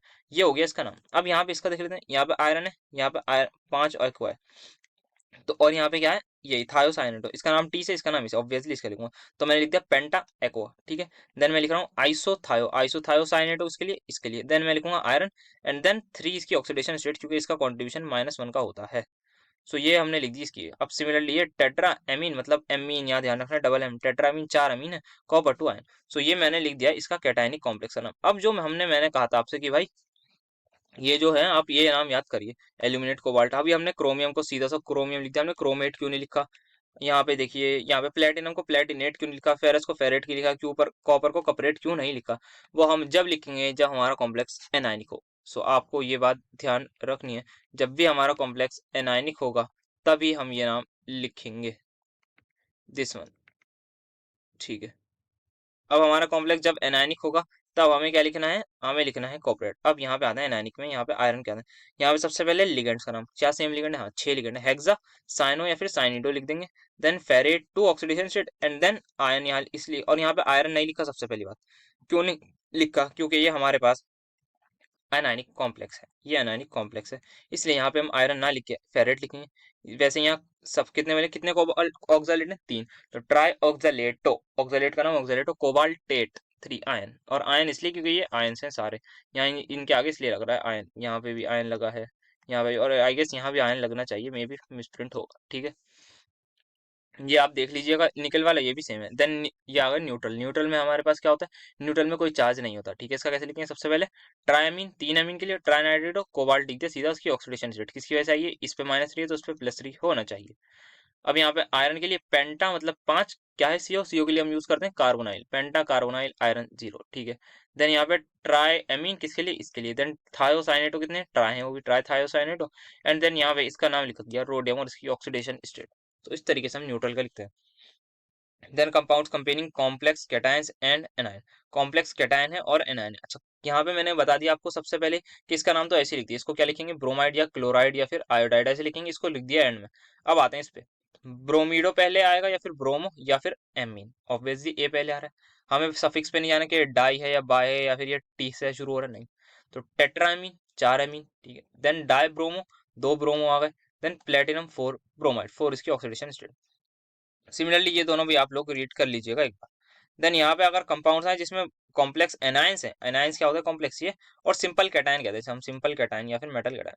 देन Na3 है, क्या मैं इसको ट्राई सोडियम लिखूंगा, नहीं, हमने पीछे देख लिया है कि हम नहीं लिखेंगे, सीधा सा सोडियम। देन यहाँ पे इसका नाम लिखेंगे 6 के लिए हेक्सा, एन क्या है, हेक्सा नाइट्रो, देन कोबाल्टेट, ठीक है। देन यहाँ लिखा हमने पोटेशियम, पोटेशियम लिख दिया। देन उसके बाद कितने ऑक्सालेट हैं, ट्राई ऑक्सालेटो, एल्यूमिनेट लिख दिया, एल्यूमिनेट, एल्यूमिनियम क्यों नहीं लिखा, क्योंकि ये एनायनिक कॉम्प्लेक्स है इसलिए एल्यूमिनेट लिखेंगे। सो आई होप आपको ये नेम समझ में आ गए होंगे, आईयूपीएसी नेम। अब चलते हैं कुछ क्वेश्चन की तरफ, आप वीडियो को पॉज करिएगा और आंसर हमें कमेंट्स में भी बताते रहिएगा, और आपको कुछ होमवर्क भी दे देंगे, वो भी आप देख लीजिएगा। चलिए अब अपना पहला क्वेश्चन स्टार्ट करते हैं, आप वीडियो को पॉज करिए और करिए। सो सबसे पहले ये मैंने क्वेश्चन जान के लिया है कि सिस प्लेटिन, मैं बता दूं आपको क्या होता है। तो cisplatin, I guess just a second, okay, so let it be for अभी, हम इसको बाद में कवर करेंगे, इस क्वेश्चन को आगे हमारी थ्योरी में है इससे रिलेटेड। तो इस पे आते हैं, विच of the following the cationic sphere. Cationic sphere मतलब क्या बताना है हमें, कि कौन सा इसमें से जो है वो कैटायन है। अब ये कैसे बताएंगे कैटायन, तो कैटायन का मतलब सबसे पहले कौन सा चार्ज होना चाहिए, पॉजिटिव चार्ज होना चाहिए, ठीक है। पॉजिटिव चार्ज, अब ये कैसे बताएंगे, ये हम आईयूपीएसी की मदद से कैसे बताएंगे। अब यहाँ पे टॉपिक लिंक हो रहे हैं। सबसे पहले ना, पेंटामीन क्लोरो कोबाल्ट सल्फेट, क्या यह कैटायनिक स्फीयर हो सकता है। पहली बात तो ये हमारा कॉम्प्लेक्स जो है ये ऑब्वियसली पूरा कैटायनिक नहीं होगा, ठीक है। अभी देखते हैं, और पहले ऑप्शन एलिमिनेट कर लेते हैं। हेक्सासाइनोफेरेट, क्या आयरन का नाम मैं फेरेट लिखता हूँ कैटायनिक में, नहीं एनायनिक में लिखता हूँ, तो ये एनायनिक हो गया। सिमिलरली यहाँ देखिए ये एनायनिक हो गया। और यहाँ पे टेट्रा कार्बोनाइल निकल, टेट्रा कार्बोनाइल मतलब 5 कार्बोनाइल ग्रुप, निकल ये, इसमें निकल की ऑक्सीडेशन स्टेट क्या है, 0। क्या ये कैटायनिक होगा या एनायनिक होगा, या ये न्यूट्रल होगा, तो ये आ गया न्यूट्रल। बहुत अच्छी बात है। अब यहाँ पे क्या है, पेंटामीन क्लोरो कोबाल्ट सल्फेट। अच्छा, पेंटामीन क्लोरो कोबाल्ट, अच्छा कोबाल्ट है, ठीक है। पेंटामीन मतलब 5 NH3, देन क्लोरो एक, एंड देन सल्फेट लगा दिया। तो अब आप बताइए मुझे, क्या ये कैटायनिक स्फीयर है, यस ये कैटायनिक स्फीयर है। सो मेरा आंसर हो जाएगा option number A. I hope ये आपको क्वेश्चन समझ में आएगा, it is a good question. और अगर नहीं आया तो हमें कमेंट सेक्शन में बताइएगा, we will try to explain you in the next lecture. So अब यहाँ पे नेक्स्ट आया हमारे पास, identify the formula of potassium trioxalato aluminate, oxalato aluminate, ठीक है। अच्छा, इसका करते हैं। तो सबसे पहली बात पता लग गया एनायनिक कॉम्प्लेक्स होगा क्योंकि एल्यूमिनेट लिखा है। तो सबसे पहले लिखते हैं पोटेशियम, ठीक है, हमने लिख दिया, मैंने पोटेशियम लिख दिया के। अब लिखूंगा मैं ट्राई ऑक्सालेटो एल्यूमिनेट, अच्छा मुझे एल्यूमिनियम लिखना है। ट्राई ऑक्सालेटो मतलब ऑक्सालेट कितने हैं, 3, ठीक है, 3 लिख दिया। अब एल्यूमिनियम की ऑक्सीडेशन स्टेट क्या है, अब यहाँ पे ध्यान से देखना है कि 3 4 ये जो आया ना, ये कैसे करना है, ये पता करना है ये। तो एल्यूमिनियम की ऑक्सीडेशन स्टेट दे रखी है +3, ठीक है। सो अब मुझे बताइए, ये +3 है, ऑक्सालेट, एक ऑक्सालेट पे चार्ज होता है मेरा 2 माइनस का, 3 पे कितना होगा, दिस। तो इस पूरे कॉम्प्लेक्स पे कितना चार्ज आएगा, -3। ये आप सॉल्व करेंगे, -3 आ जाएगा। पूरे कॉम्प्लेक्स पे जो चार्ज है वो मेरा -3 आएगा। अगर यहाँ पूरा -3 आया है तो मेरा K3 क्या ये AlOX नहीं हो जाएगा, क्रिस क्रॉस मेथड से, जो हम बचपन में 9th क्लास में पढ़ते थे। सो आंसर मिल गया हमें। सो आई होप आपको ये क्वेश्चन भी समझ में आया होगा। तो ऑक्सालेट को मैं C2O4 आप लिख दीजिए, ये ऑप्शन नंबर ए मैच कर रहा है। So next question, which of the following is an anionic ligand. So let's try कि ये कौन सा एनानिक लिगेंड होगा। एमीन क्या होता है हमारा, NH3 होता है ये, और सल्फेट हो गया था 4 2 होता है। सो यही हमारा आंसर होगा, टाइम वेस्ट नहीं करते हैं, बाकी सारे हमारे न्यूट्रल ही लिगेंड्स हैं। नेक्स्ट क्वेश्चन पे आते हैं, what is the IUPAC name of this cobalt H2O then this, ठीक है, लिखते हैं। सबसे पहले लास्ट में तो आयोडाइड लिख दीजिए बिना सोचे समझे। तो लास्ट में आयोडाइड वाला ऑप्शन देख लीजिए, इसमें लास्ट में आयोडाइड, इसमें अच्छा, इसमें कोबाल्टेट काट दीजिए, इसमें कोबाल्टेट काट दीजिए, बढ़िया। तो अब मैं थोड़ा स्पीड में सिखाता हूँ ना आपको। देन अब यहाँ पे क्या, इसमें क्या डिफरेंस है, अच्छा ओके, यहाँ पे ऑक्सीडेशन स्टेट मेंशन है, यहाँ पे ऑक्सीडेशन स्टेट मेंशन नहीं है, तो मेरे हिसाब से आंसर आ गया होगा, बट स्टिल देख लेते हैं क्यों हुआ है ऐसा। सो यहाँ पे ये अब यहाँ पे ऑक्सीडेशन स्टेट निकलते हैं, इसकी ले लिया x प्लस, इसका कॉन्ट्रीब्यूशन क्या होगा, 0। क्यों, क्योंकि H2O न्यूट्रल होता है, प्लस 5 × 0 भी 0 होगा, प्लस एक आयोडेट कितना करता है, -3 का, तो 3 कितना करेंगे, -3 का, is equal to net charge 0। So x की वैल्यू आ गई मेरी +3। सो मेरी ऑक्सीडेशन स्टेट क्या आ गई है, +3। सो आंसर क्या हो जाएगा, option number A. I hope ये भी आपको समझ में आया होगा। Okay, next question, from the following formula is of trioxalate of cobaltate. अच्छा, कोबाल्टेट है तो सबसे पहली बात क्या क्लिक हुई कि हमारे पास कैटायनिक कॉम्प्लेक्स नहीं होगा, एनायनिक होगा।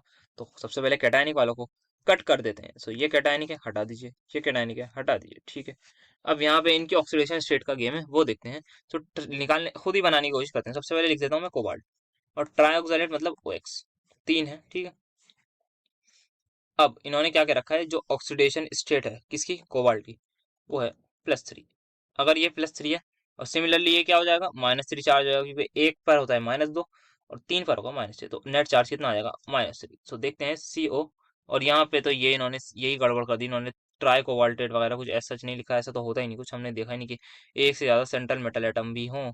सो हमारा आंसर सिंपली आ रहा है ऑप्शन नंबर डी।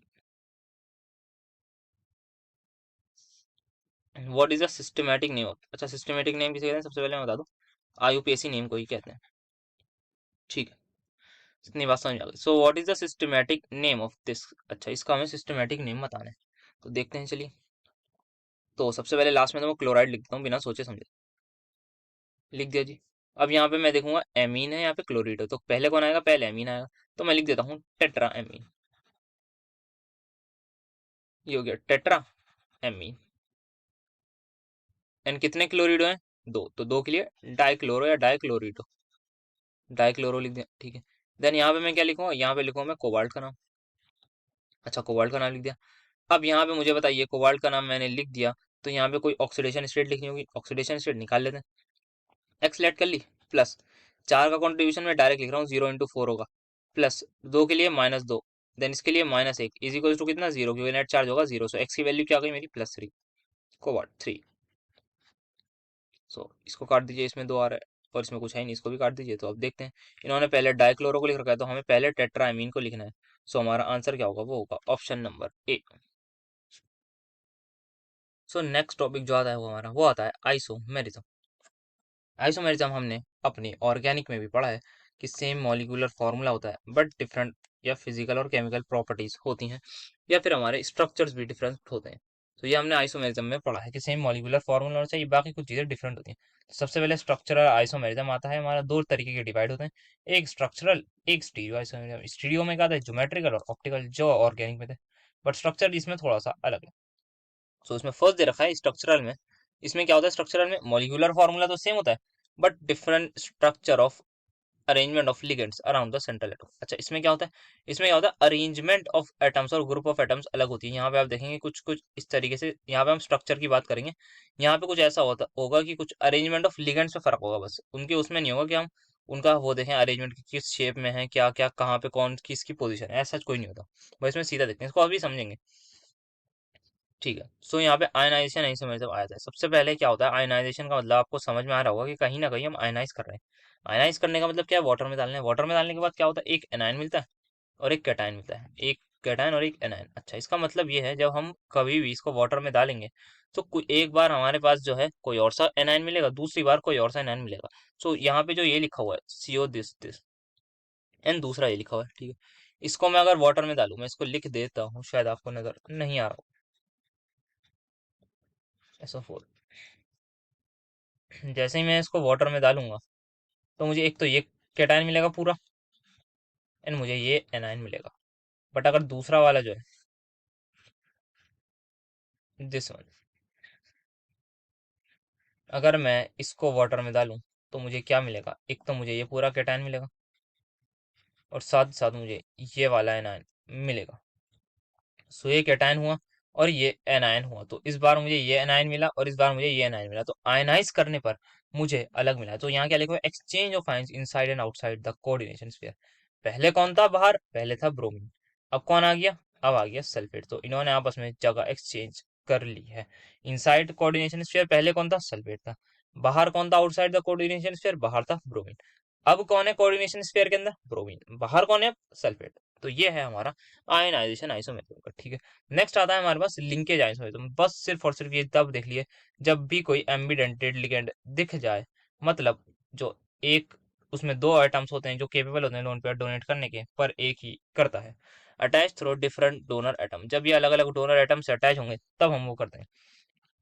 अब यहाँ पे यही देखेंगे, यहाँ पे NO2 जो है ये हमारा इमीडिएटली लिखे हैं, जहां भी आपको ये दिख जाए सीधा आप मार्क कर दीजिए कि ये हमारा लिंकेज आइसोमेरिज्म ही हो। देन नेक्स्ट हमारे पास आता है कोऑर्डिनेशन आइसोमेरिज्म। अच्छा, इसमें क्या होता है, इसमें हमारे जो है सबसे पहली बात, different complex ion with same molecular formula and interchange ligand. अब इसमें जो है ना हमारे पास कैटायन भी लिगेंड होता है और एनायन भी लिगेंड होता है, ये बात ध्यान रखनी है। अच्छा ठीक है, जैसे यहाँ एग्जाम्पल ये है कि कोबाल्ट है, ये कौन सा स्फेयर है, एनायनिक कॉम्प्लेक्स है कैटायनिक है, ये वाला कैटायनिक है, ये वाला एनायनिक है। अब नेक्स्ट में क्या हो गया, ये हमारे पास जो है कोबाल्ट के बाद चलेगा साइनाइड, क्रोमियम के बाद चलेगा एमीन। इसे हम कहते हैं कोऑर्डिनेशन आइसोमेरिज्म। देन लास्ट में हमारे पास आता है सॉल्वेंट आइसोमेरिज्म। इसमें क्या होता है, एक्सचेंज ऑफ सॉल्वेंट मॉलिक्यूल्स हो जाता है आउटसाइड द कोऑर्डिनेशन स्फीयर। अगर हमारे पास वैसे देखने को हमें हाइड्रेट आइसोमर्स मिलते हैं जो कि वाटर होता है। जब आपने देखा होगा, जैसे ये हमने पढ़ा था कि हमने वन थ्योरी जब हम पढ़ रहे थे तो डॉट कुछ लिख रहे थे हम, जैसे सी आर के साथ अमोनिया लिख रहे थे, CrCl3.6NH3। ऐसे ही अगर मैं लिख लूँ CrCl3.6H2O, तो हमारा ये वाटर क्रिस्टलाइजेशन हो गया। तब हम देखेंगे कभी कितने कितने हमारे पास वाटर मॉलिक्यूल्स इनसाइड हैं, कितना आउटसाइड है, उस पर डिपेंड करेगा फिर ये। सो यहाँ पे एग्जांपल जो है वो देख लेते हैं। ये रहा हमारा एग्जांपल। तो एग्जांपल में हमारा लकीली वही वाला गिवन है, CrCl3 लिया है इन्होंने बस, और यहाँ पे 6H2 है, ठीक है। अब यहाँ पे क्या हो सकता है, सबसे पहला अरेंजमेंट जो इन्होंने लिख रखा है वही लिख रखा है, 5H2O को ले लीजिए अंदर, एक क्लोरीन को ले लीजिए अंदर, और दो को बाहर, और ये एक हमारा बन जाएगा। इसी के साथ आप एक और अरेंजमेंट ये बना सकते हैं कि यहाँ पे इसको 2 कर दीजिए, इसको आपको 4 करना पड़ेगा, इसको आपको 1 करना पड़ेगा, और इसको आपको आई गेस 2 ही रहने देने होंगे। तो शायद पहले यहाँ पे 3 आना चाहिए था, मुझसे कुछ मिस्टेक हुई है, पहले पहले ये था, अब मैं 2 लगा रहा हूँ। जी, अब करेक्ट है। सो ये हो सकता है हमारे, इस तरीके से हम इसको कहलाएंगे सॉल्वेट आइसोमेरिज्म। देन हमारे पास स्टीरियो आइसोमेरिज्म में ये जो एग्जांपल है ये आप याद रख लिए, ये है हमारा सिस्प्लेटिन का, इसको हम कहते हैं सिस्प्लेटिन। जब ये सिस आइसोमर जो होता है ना, इसको कहते हैं सिस्प्लेटिन। ये हमारा एंटी कैंसर होता है, कैंसर की ड्रग में यूज करता है। सो ठीक है, अब आगे देखते हैं, ये ज्योमेट्रिकल आइसोमेरिज्म और ऑप्टिकल आइसोमेरिज्म पे आप शुरू करते हैं। सो स्टार्ट करते हैं हमारा ज्योमेट्रिकल आइसोमेरिज्म ऑप्टिकल आइसोमेरिज्म में। सबसे पहले बात क्या होती है, ज्योमेट्रिकल आइसोमेरिज्म में हमें पता ही, नाम से पता लग रहा है कि ज्योमेट्री पे डिफरेंस होना चाहिए। वेयर ऑप्टिकल आइसोमेरिज्म में non super impossible mirror images यानी कि एनान्टोमर जिन्हें हम कहते हैं, मतलब जब हम उनको मिरर के आगे देखें तो उसमें कोई भी सिमेट्री नहीं आनी चाहिए, वो कंपाउंड्स अगर मैं नॉर्मल लैंग्वेज में हूँ तो अनसिमेट्रिकल होने चाहिए। सो ज्योमेट्रिकल आइसोमेरिज्म जो है, जो मैं जिसको मैं जीआई से लिख रहा हूँ, इसको मैं सबसे पहले एक बात इसकी बताऊं कि ये सिर्फ सबसे पहले टेट्राहेड्रल वाले कॉम्प्लेक्स में नहीं दिखता। जो भी हमारे टेट्राहेड्रल कॉम्प्लेक्स होते हैं उसमें नहीं दिखता, ये स्क्वायर प्लेनर में दिखता है। अच्छा, अब स्क्वायर प्लेनर और टेट्राहेड्रल में डिफरेंस क्या है, तो इसके देखने के लिए आपको बने रहना होगा हमारी, अगले आगे हम इसकी टॉपिक को पढ़ने वाले हैं। देन मैंने बता दिया कि टेट्राहेड्रल में नहीं होता, स्क्वायर प्लेनर में होता है। अब बचा क्या, अब बचा हमारे पास ऑक्टाहेड्रल। अभी ऑक्टाहेड्रल में क्या होता है, ऑक्टाहेड्रल में भी जीआई होता है। देन नेक्स्ट आता है हमारे पास ओआई, जिसको मैं ऑप्टिकल आइसोमेरिज्म कहता हूँ। जो ऑप्टिकल आइसोमेरिज्म होता है वो हमारा एक तो टेट्राहेड्रल में होता है, कब होता है ये भी बात कर लेंगे, बट बहुत ही बेसिक सा एग्जांपल है। और मेजरली जो हमें पढ़ना है वो ऑक्टाहेड्रल के लिए पढ़ना है। सो आई होप आपको बात समझ में आई होगी। जो ज्योमेट्रिक आइसोमेरिज्म हमें स्क्वायर प्लेनर और उसमें पढ़ना है, ये इसमें और इसमें, बट मेजरली हमें पढ़ना है इसमें। सो मेजर जो पार्ट है हमारा पढ़ने का वो ये 3 पार्ट है, ठीक है। अब ज्योमेट्रिकल आइसोमेरिज्म जो स्क्वायर प्लेनर में होता है, एक कॉम्प्लेक्स है, लेट सपोज ऐसे ही मैं ले रहा हूँ एम, इस पे हमारे पास 4 लिगेंड्स लगे हुए हैं, 4 लिगेंड्स लगे हुए हैं। अब एल, दो को सेम कर लेता हूँ मैं और दो को अलग कर देता हूँ, L1 L2 L1 L2। अगर L1 और L1 सेम साइड होंगे तो क्या कहते हैं इसे, हम उसको कहते हैं सिस, वी ऑल नो। अगर L1 और L2, यहाँ पे मैं दूसरा इसका वो बनाऊं, इसको मैं कर दूं L1, सॉरी इसको करना है L2 और इसको मैं कर दूं L1 लिगेंड 1, तो ये अब अपोजिट में होगा, तो अब मैं इसको क्या कह दूंगा, आप कह दूंगा मैं इसे ट्रांस। सिमिलरली यहाँ जो एग्जांपल लिखा है, यहाँ प्लेटिनम का एग्जांपल है कि यहाँ पे अमोनिया और अमोनिया, अमोनिया और क्लोरीन जब सेम साइड है, मतलब हमारा जो वो है सेम साइड पे क्या हो जाता है सिस, और अपोजिट साइड पे ट्रांस। यहाँ पे Cl सेम साइड है तो हम इसको सिस कह रहे हैं, और अमोनिया भी सेम साइड है, यहाँ अपोजिट होगा तो ट्रांस कह रहे हैं। यहाँ और यहाँ सेम हो या फिर यहाँ और यहाँ सेम हो, दोनों बातें सेम होती है, कोई अलग नहीं होता, क्योंकि स्क्वायर प्लेनर है, स्क्वायर की चारों साइड इक्वल होती है, अगर मैं बताऊँ इसका मतलब।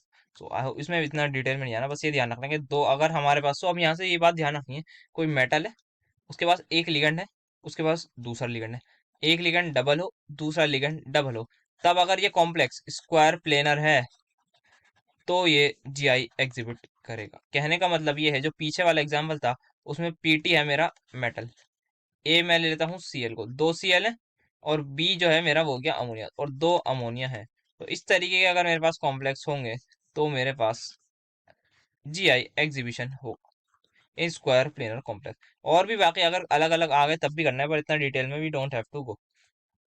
नेक्स्ट आता है हमारे पास ऑप्टिकल आइसोमेरिज्म। ऑप्टिकल आइसोमेरिज्म सबसे पहले टेट्राहेड्रल में बता दूं, एक ही लाइन में खत्म हो जाएगा। टेट्राहेड्रल में तभी होता है जब हमारे पास जो हमारा सेंट्रल मेटल एटम है वो कायरल हो, मतलब कि कितने टेट्राहेड्रल में, सबसे पहले बात कितने लिगेंड्स लगते हैं, लगते हैं 4 लिगेंड्स।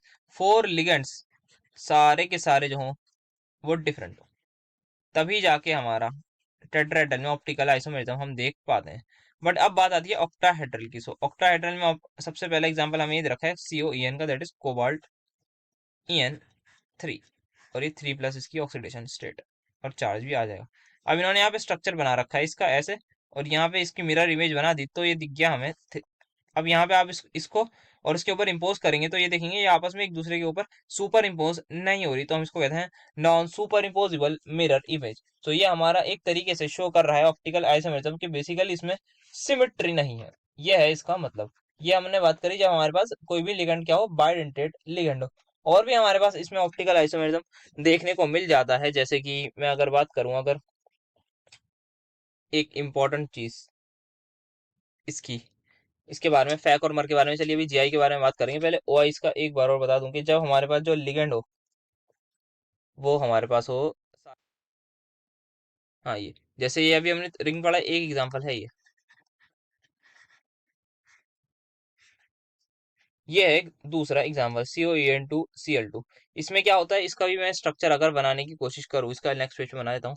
ये कोबाल्ट है हमारे पास, ऊपर Cl, नीचे Cl। यहाँ पे मैंने लगा दिए En, ये En, En, En।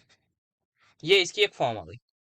एक फॉर्म ये पॉसिबल है, En, En, ये आ गया यहाँ पे। एंड यहाँ पे भी En ही लगा देता हूँ, चलिए। ये Cl, ये एक फॉर्म में है। अब अगर मैं आपसे कहूँ इसकी आप मिरर इमेज बनाइए, आप जैसे इसकी मिरर इमेज बनाएंगे तो ये Cl यहाँ आ जाएगा, ये वाला Cl यहाँ आ जाएगा, ये En तो ऐसे ही रहेगा, यहाँ पे En आ जाएगा, ये आ गया, ये En आ गया, और ये एक En आ गया, और यहाँ पे Cl ही है। अब मुझे बताइए, क्या सबसे पहली बात, क्या ये दोनों इमेज सुपर इम्पोजिबल है? नहीं, नॉन सुपर इम्पोजिबल है। आप इम्पोज करके देख लिए, नहीं आ रही सिमेट्री इसमें। बट इस वाली में सिमेट्री आ रही थी, ये बात है, ठीक है। दो बातें हमें पता लग गई, एक मैंने बनाया है कॉम्प्लेक्स ये, और दूसरा है ये। इस वाले में सिमेट्री नहीं है, इस वाले में सिमेट्री है, ठीक है। तो सबसे पहली बात, ऑप्टिकल आइसोमेरिज्म, क्या ये वाला कॉम्प्लेक्स ऑप्टिकल आइसोमेरिज्म एग्जिस्ट करता है? तो आंसर है यस, ये कॉम्प्लेक्स हमारा ऑप्टिकली एक्टिव है। बट हमने इसके दो फॉर्म देखे हैं, एक ये फॉर्म और एक ये फॉर्म, इसमें से ये वाला ऑप्टिकली एक्टिव है, तो उसको कैसे समझे? अब यहाँ पे बात आ जाती है, जो मैं बता रहा था कि ऑक्टाहेड्रल में जब हम जीआई की बात करते हैं, तो इसको देखते हैं ज्योमेट्रिकल। यहाँ पे जो है ये ऑक्टाहेड्रल में हमने बनाया है ज्योमेट्रिकल आइसोमेरिज्म। एक ज्योमेट्रिकल आइसोमेरिज्म ये है हमारा, एक जीआई हमारा ये है। अब यहाँ पे मुझे बताइए सिस और ट्रांस कैसे पता करेंगे? अब यहाँ पे ये सारे आपस में ऑपोजिट में है, सीएल के अपोजिट सीएल, ईएन के अपोजिट ईएन, ईएन के अपोजिट ईएन। तो मैं इसको कह दूंगा ये मेरा है हमारा ट्रांस आइसोमर, और वहीं ये मेरा हो जाएगा सिस आइसोमर। एक बात आपको और ध्यान देनी है यहाँ पे, कि जो ट्रांस आइसोमर है वो मेरा ऑप्टिकली इनएक्टिव है। वहीं सिस की मैं बात करूँ तो ये ऑप्टिकली एक्टिव है। This is what you have to remember, ये ऑप्टिकली एक्टिव, ये ऑप्टिकली इनएक्टिव। तो हमने यहाँ पे जीआई और ओआई को दोनों को मिक्स करके बड़े अच्छे तरीके से समझ लिया है ऑक्टाहेड्रल कॉम्प्लेक्स में भी। सो अब चलिए अपना स्टार्ट करते हैं क्वेश्चन की तरफ। आपको बताया वीडियो पॉज करनी है और आपको क्वेश्चन सॉल्व करने हैं। अब फर्स्ट क्वेश्चन आता है हमारा, which of the following is an example of ionization enrichment. सबसे पहले आयनाइजेशन आइसोमेरिज्म होता क्या है?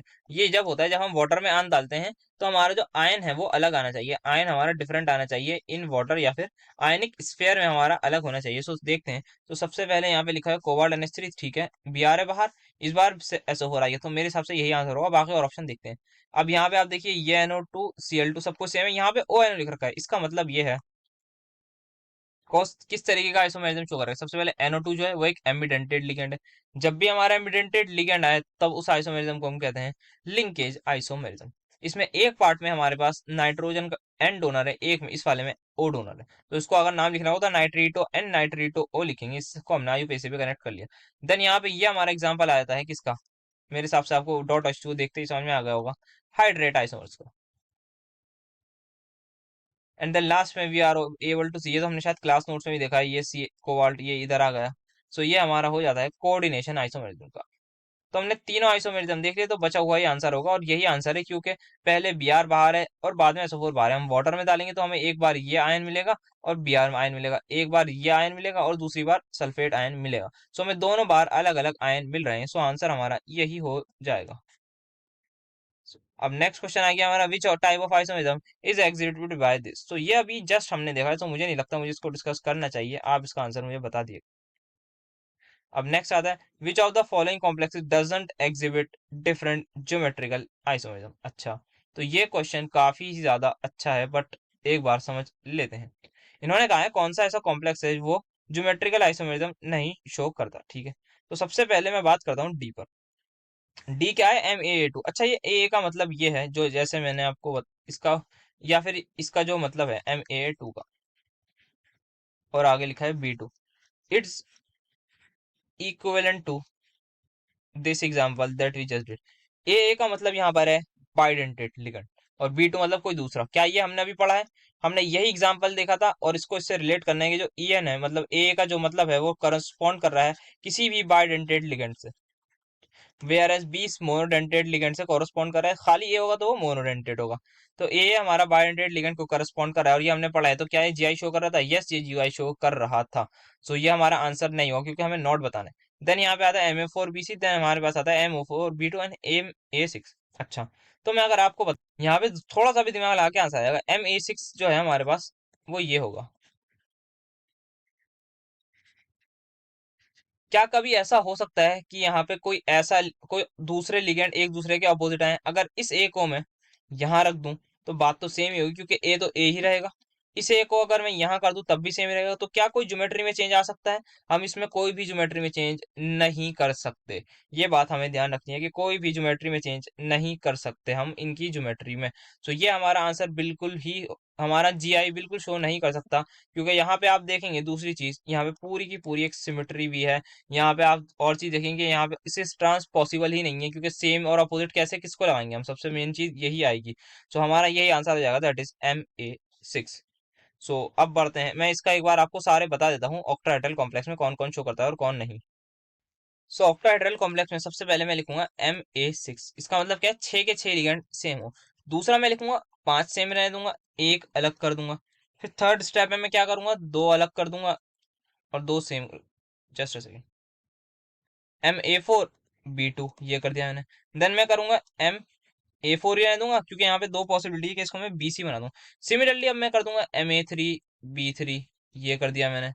तो इसी के साथ में सो ऑन में आगे बढ़ता जाऊंगा। इस तरीके से मैं लिगेंड को लिखता हूँ। इसका मतलब ये है सारे लिगेंड सेम, उसका लिगेंड मतलब, इसका मतलब ये है एक लिगेंड सेम, 5 लिगेंड सेम है और एक अलग है। इसका मतलब 4 सेम 2 सेम। इसका मतलब 4 सेम और बाकी के दोनों अलग। इसका मतलब 3 सेम और 3 सेम। इसका ये मतलब है A3B3 का। ठीक है। देन इसके बाद मैं फर्दर कर सकता हूँ, इसको B2C कर दूंगा। देन मैं कर दूंगा इसको BCD, ऐसे सो ऑन में चलता रहूंगा। अब मैं आपको ये बता दूं, इसमें जो है कोई भी जीआई नहीं होती, इसमें भी कोई भी जीआई नहीं होती, ज्योमेट्रिकल आइसोमेरिज्म होता ना। और जो ये आता है MA4, यहाँ से शुरू होता है, यहाँ से जीआई होती है। सो इसके बाद जितने भी एग्जाम्पल हैं उन सब में जीआई शो होगी MA4B2 से। बस ध्यान रखना है, इन दोनों में जीआई शो नहीं होती। कब शो नहीं होगी? जब सारे लिगेंड सेम हो, या फिर हमारे पास 5 लिगेंड सेम हो और एक लिगेंड डिफरेंस हो, तब भी हमारे पास जीआई नहीं शो होती। अब जब बात आती है बाइडेंटेट लिगेंड में, तो बाइडेंटेट में हमने पढ़ा है ये शो करेगा जीआई। ये हमने अपने एग्जाम्पल में देखा है, COEN होल थ्राइस वाला। या फिर ऑक्सलेट भी ले लीजिए। और दूसरा है हमारे पास, अब बाइडेंटेट लिगेंड हो और दो लिगेंड सेम हो, तब भी हमारे पास जीआई शो होगा। इसमें भी जीआई होगा, इसमें भी जीआई होगा। देन हमारे पास को मैं BC कर दूंगा, तब भी जीआई होगा। एंड लास्ट में जब मेरे पास एक बाइडेंटेट लिगेंड हो और कुछ इस तरीके का अरेंजमेंट हो, तब भी ये जीआई शो करेगा। सो मैंने बता दिया कौन कौन, अगर ऐसे इन जनरलाइज आ जाए तो ये सारे लोग जीआई शो करेंगे। सो अब चलते हैं, हमारा शायद आज का ये लास्ट क्वेश्चन होगा। Yes. So which are the following complexes exhibit the geometrical as well as optical isomerism? So इनमें से कौन हमारा ज्योमेट्रिकल और आइसो ऑप्टिकल भी शो करता है? तो सबसे पहली बात, दोनों शो करने के लिए पहले आपको पता होना चाहिए कि एक तो स्क्वायर प्लेनर क्या शो नहीं करता?